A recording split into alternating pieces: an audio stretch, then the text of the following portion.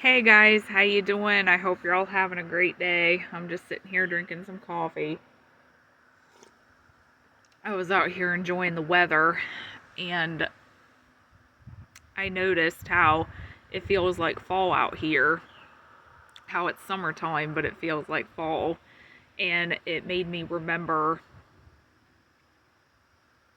the fall season of 2022.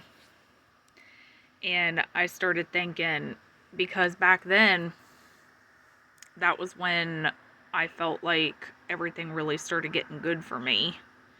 So whenever I look back on that year, I often think, why does it seem like that year just felt so stale at first, but then it got better toward the end of the year?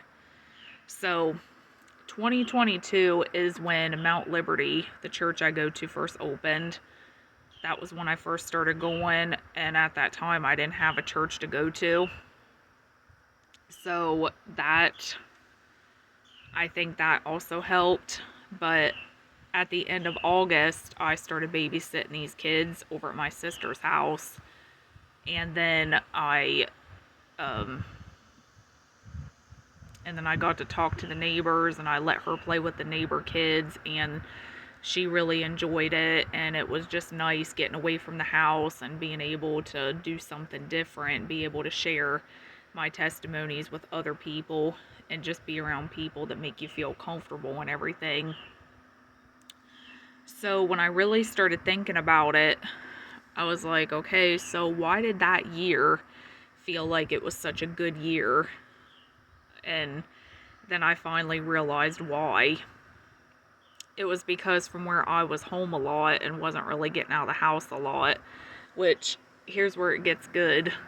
When I was at my sister's house at the beginning of summer of 2022, I felt like the Lord kept nudging me to go to the neighbor's house, but I didn't do it.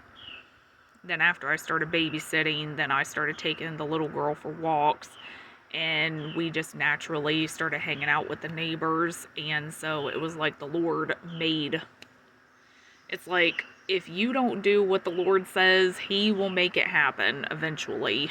So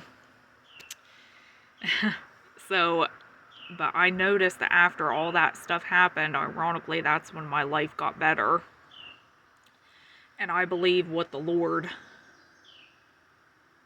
like what the Lord was trying to show me was that the reason my life felt stale at that time is because I was home all the time and I wasn't around enough people and I wasn't letting my light shine. I was still a Christian here at home, but I wasn't out and about letting my light shine enough. And that's basically what being a Christian is. It's about being a light in the dark world. And then I felt like the Lord put a metaphor on my mind. And this is really funny. Okay, so this is really funny. Okay, so imagine it's daylight outside. This is the metaphor God put on my mind. Imagine it's daylight outside and you see somebody walking outside with a flashlight. Most people would look at that person and say, dude, you look dumb. You're out here in the daylight with a flashlight. The whole point in having a flashlight is it's for the nighttime when you can't see. And that's what it means to be a Christian. When you become a Christian, you are supposed to go out into the world, the dark world, and be around them people and let your light shine. And that is how the Lord will bless you. That is how you will be a light in someone's dark world.